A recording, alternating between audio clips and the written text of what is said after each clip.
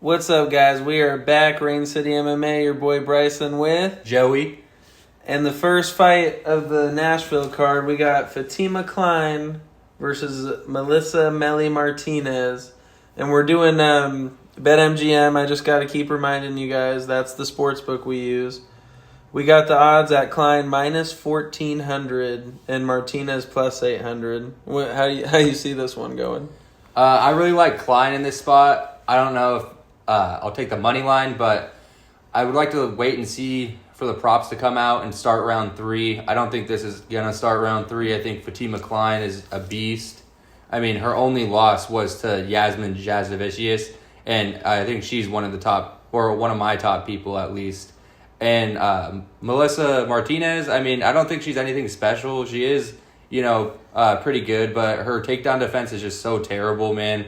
I see Klein exploiting that pretty well, so I'm going with Klein.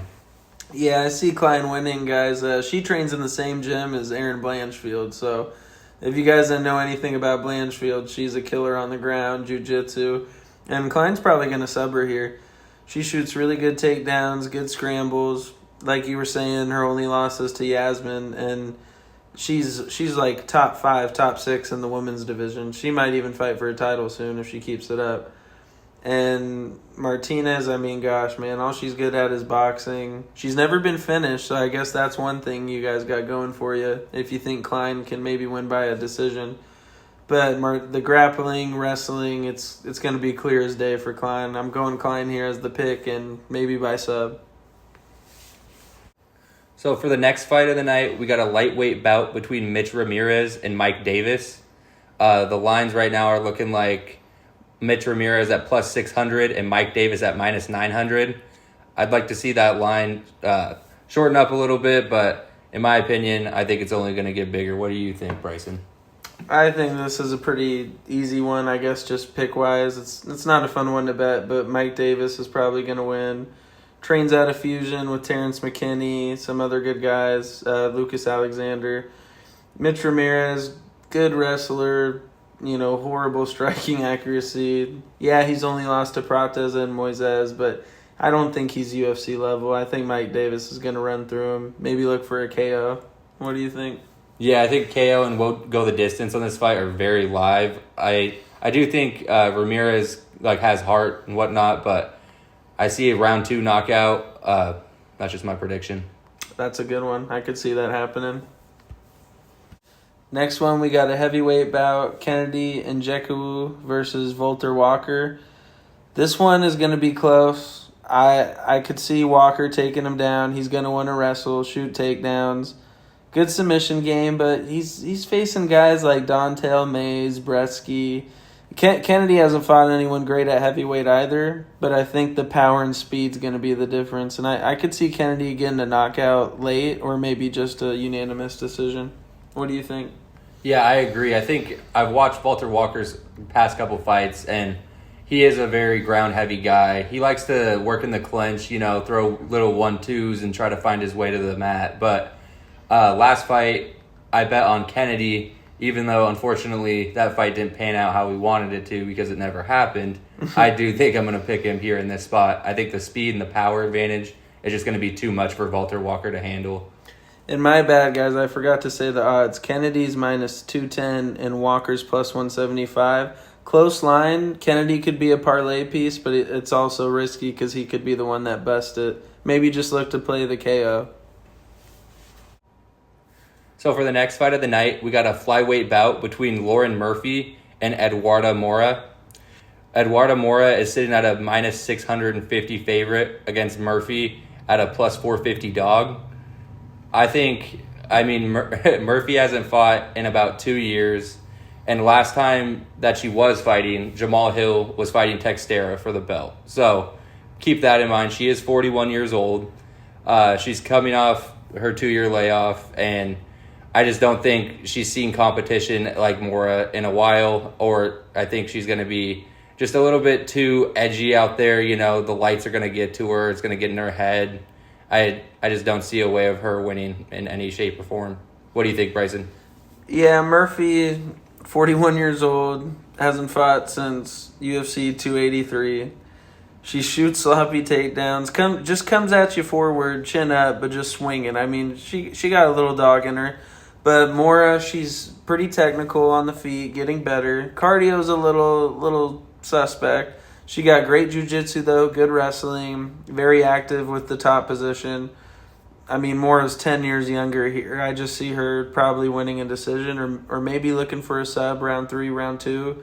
But more a decision, and the money line's pretty safe. The next bout, we got a good welterweight matchup. Jake Matthews versus Chitty Bang Bang and Jikawani. So this one, I think Jake Matthews is going to come out and look really good.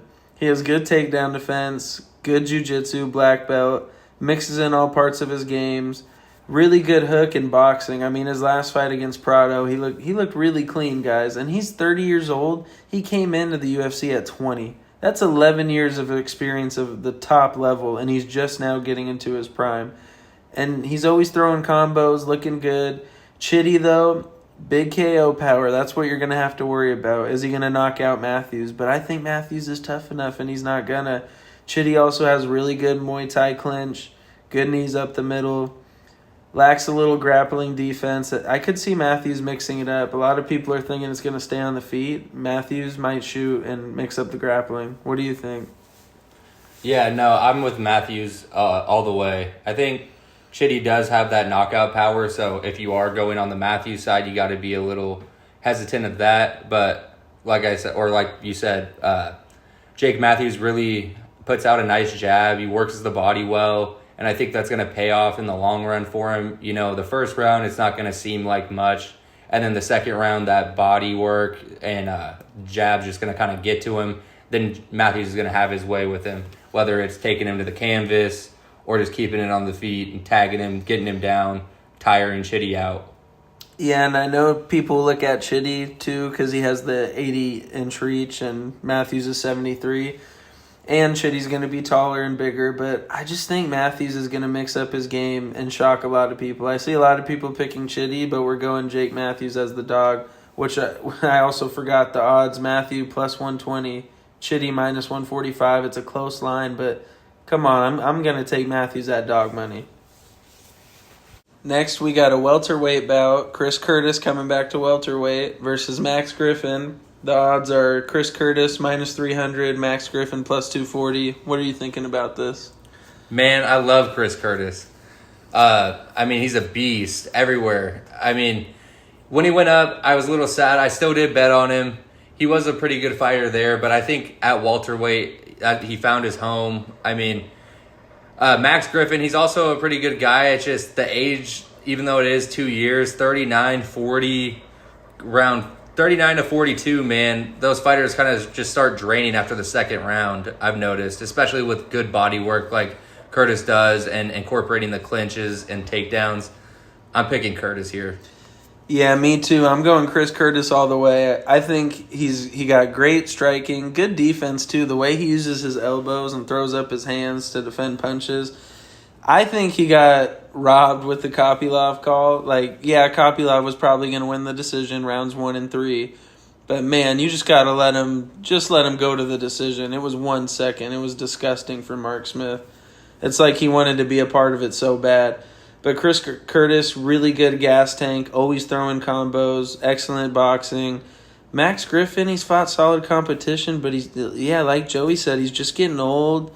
He looked horrible in the Chiesa fight. I mean, I bought into all that BS he was talking about, I'm doing stuff with my brain and I'm recovering different. And I'm like, he pulled our Ortega like, I'm a new butterfly or something. But, yeah, Chris Curtis should win this pretty comfortably. Probably unanimous decision because Griffin is tough, but I wouldn't be shocked if Curtis cracked him. Now we're at the main card. We got a light heavyweight. Yes, light heavyweight. Junior Tafa versus Tuco Tucos. Tafa, there's a photo going around. He's looking in real good shape. I think everyone's going to be high on him. Good kickboxer, bad grappling defense. Doesn't check low kicks well. I think Tuco Tucos is really good. He fought Xingming Yang, Umar Sai, Navajo Sterling. I think he's going to come in, maybe knock out Tafa. I really do. I think he's more comfortable at this weight. You know, even though that photo looks good, let's see if Tafa still can make it on the scale because he's losing a lot of weight and pretty lazy. What do you think about this one? Yeah, I mean, I love Junior Tafa. I mean, I love him as a person. His fighting style, though, he has horrible footwork, and his gas tank just drains as the fight goes on. I mean, I see Tuco's hitting him with a couple body shots early, and it maybe will take an effect, maybe not. But my prediction and pick for this fight would have to be not go the distance, or I do think it will start round 3, but not go distance seems like a good spot here, especially with Junior Tafa cutting all that weight. I think it might be a disadvantage for him, and his footwork might get exploited in this fight. And Tafa's minus 175, Tuco's plus 145. I'm going the dog, but to me it's dog or pass. It's a fight you guys probably should just skip out on. It's not that safe for a parlay piece or anything. But it will be fun if someone gets knocked out for the fans. So for the next fight, we got a heavyweight bout, Victor Petrino versus Austin Lane. Austin Lane sits at a plus 500 dog, and Victor Petrino sits at a minus 750 favorite.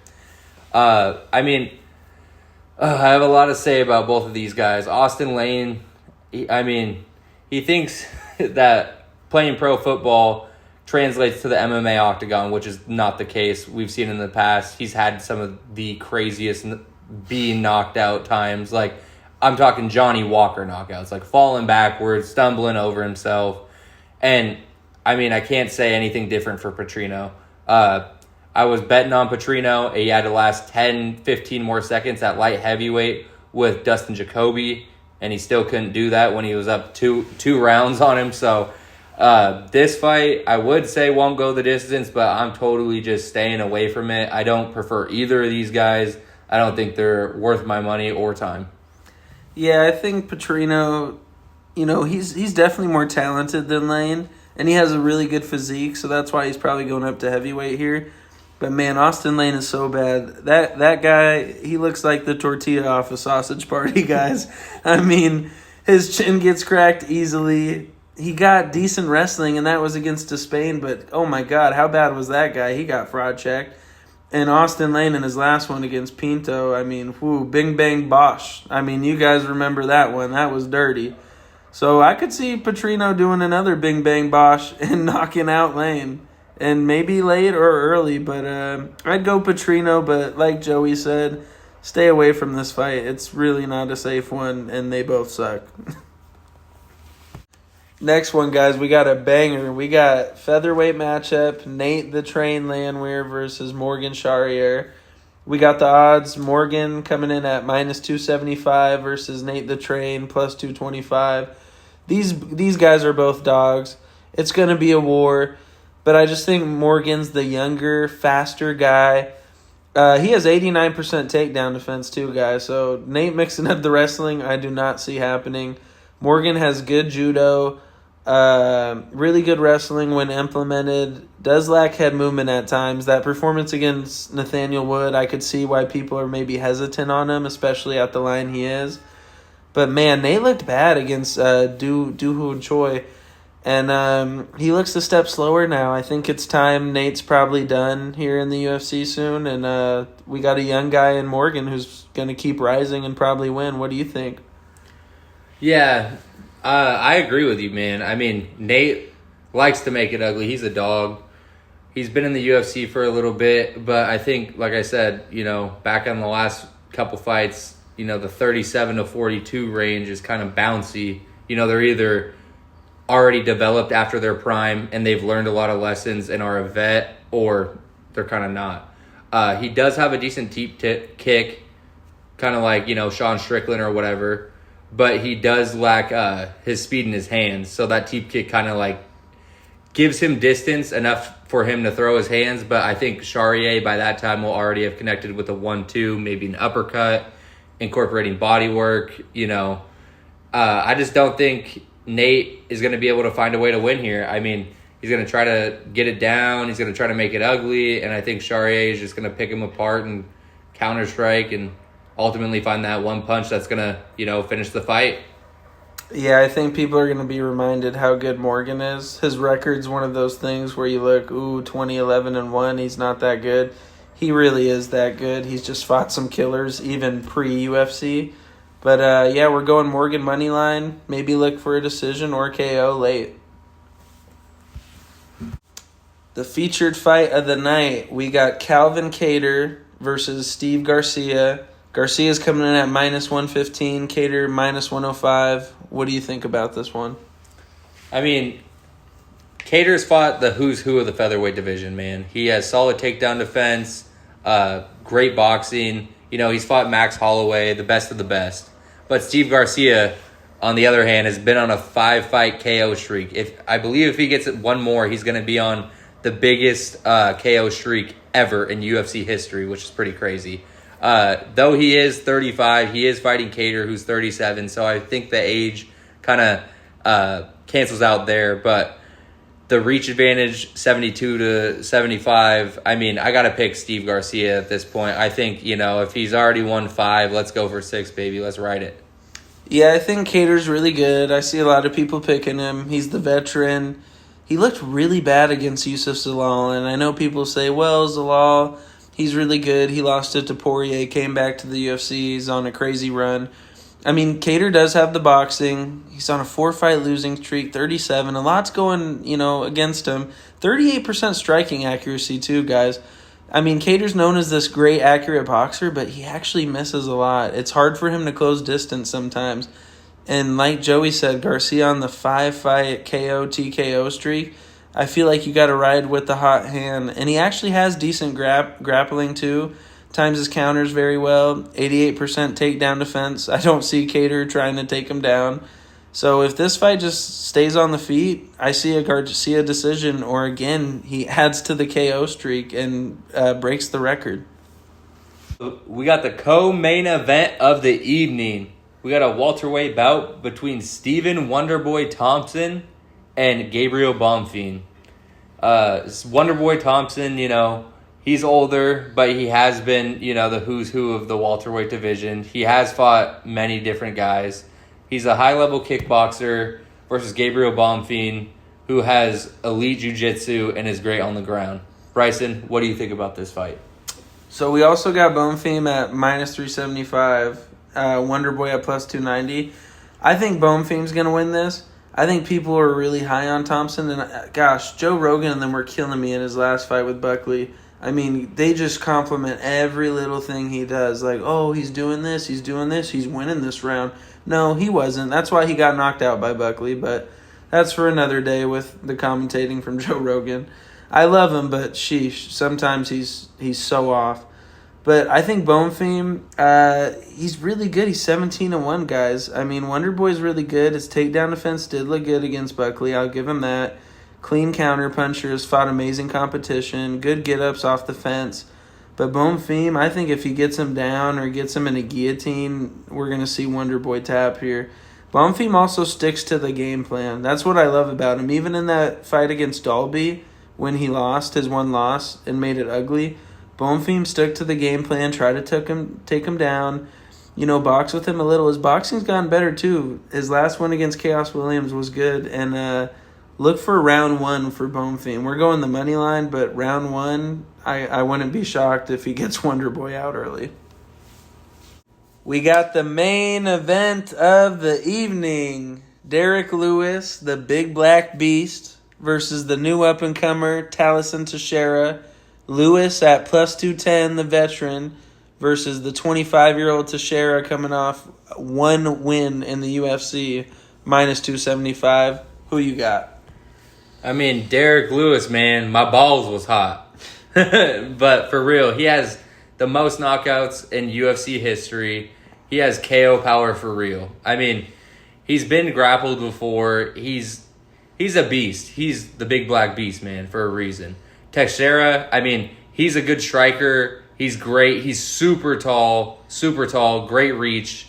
But Derek Lewis is used to that. He's fought, the best of the division. He's used to fighting at being a shorter and, not as long fighter. he still finds a way to get inside. He still finds a way to find that power. He will tag you a couple times.